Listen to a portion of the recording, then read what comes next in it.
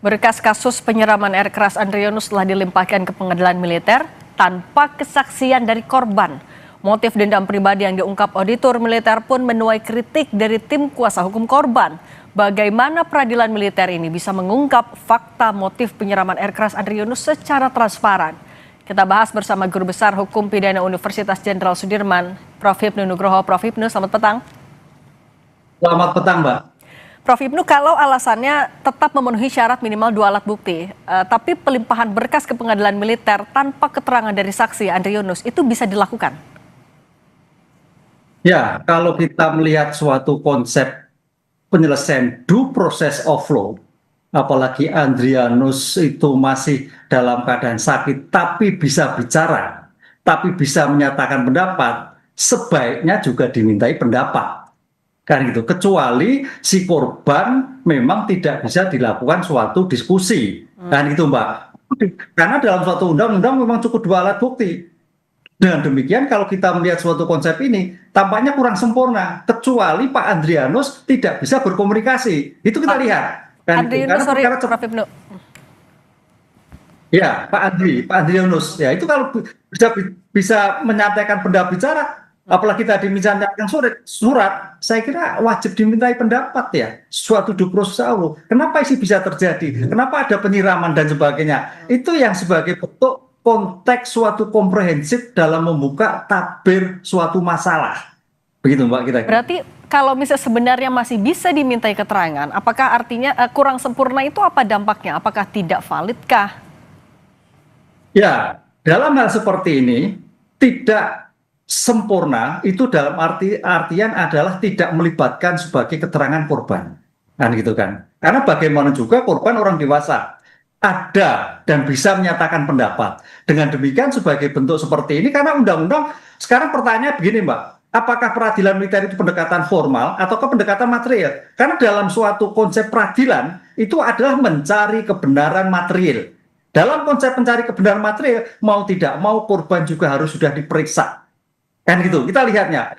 Harus diperiksa karena ini sebagai mencari kebenaran material. Makanya di sini nanti saya kira dalam pembuktian walaupun itu peradilan militer harus betul terbuka sejauh mana majelis hakim militer mampu membuka apakah kasus ini hanya dendam, apakah hanya kasus ini bisa melebar. Oleh karena itu mudah-mudahan, Mbak, dalam pengungkapan perkara suatu sistem peradilan militer itu tidak hanya di penyidikan tapi juga di dalam suatu peradilan. Dalam peradilan nanti akan terbuka bagaimana terdakwa akan memberikan pendapat apakah hanya pasang badan ataukah membuka semuanya. Apakah seperti hanya didakwakan pada auditor militer. Disinilah nanti format ketua majelis punya potensi yang besar untuk membuka tabir penyiraman yang bersangkutan. Nah, soal motif juga yang jadi sorotan, menuai kritik. Karena kalau kata LBH, gimana bisa motifnya dendam pribadi ketika korban saja nggak kenal sama pelakunya. Apa yang bisa dibuktikan oleh auditor nantinya kalau mau menguatkan hasil penemuannya itu adalah motif dendam pribadi? Ya, kalau auditor kan hanya berdasarkan BAP. Auditor penuntut umum walaupun dalam konteks hukum auditor militer itu adalah seperti jaksa penuntut umum. Berpikir pada subjektif mewakili korban untuk kepentingan negara, tapi juga objektif tentang hukumnya. Pertanyaannya nanti, apakah auditor itu betul-betul mewakili keadaan si korban?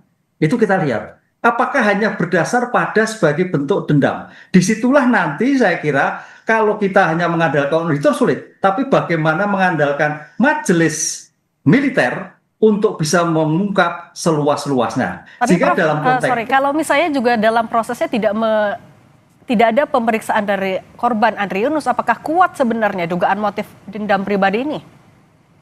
Agak sulit ya, karena ini kan perkara penyiraman orangnya bisa diajukan, nggak? Jadi jangan sampai peradilan ini cacat ya, Mbak ya. Jangan sampai peradilan cacat. Apa yang ditakutkan kalau si korban hadir? Kan tidak perlu takutkan kalau itu memang terbuka. Lah, pertanyaannya nanti makanya peradilan militer itu terbuka sejauh mana? Mampukah menghadirkan sebagai korban untuk hadir? Disitulah sehingga konsep terbuka itu tidak hanya terbuka dilihat, tapi juga terbuka terhadap bukti-bukti yang dihadirkan, termasuk korban untuk menyampaikan pendapat dalam suatu persidangan. Gitu. Nah, Prof, terakhir juga info terbaru, kuasa hukum dari Andrianus tidak mau datang ke pengadilan militer karena menurut mereka ya transparansinya gimana dan lain-lain. Apa yang akan terjadi ketika pihak dari korban tidak hadir? Ya, memang kalau dalam seperti ini makanya di sini nanti keluarga penasihat hukum itu akan diwakili, saya kira melihatnya dalam peradilan militer itu ada atas tunjuk, atas perintah. Atas tunjuk itu bisa kaitannya dengan terdakwa menunjuk diri, atas perintah di mana pimpinan yang bersangkutan militer menunjuk penasihat hukum. Lah, oleh karena itu dalam langkah seperti ini nanti maka mau tidak mau akan menjadikan suatu kerugian yang besar seandainya tidak hadir.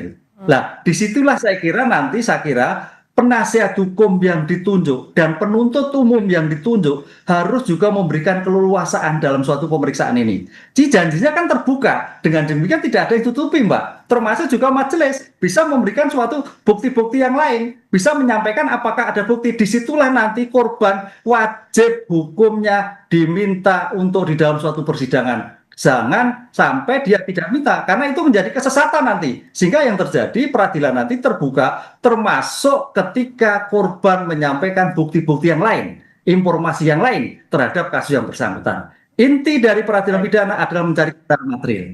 Oke, Prof. Ibnu Nugroho, terima kasih sudah berbagi penjelasan untuk kami di Kompas Petang. Saya selalu.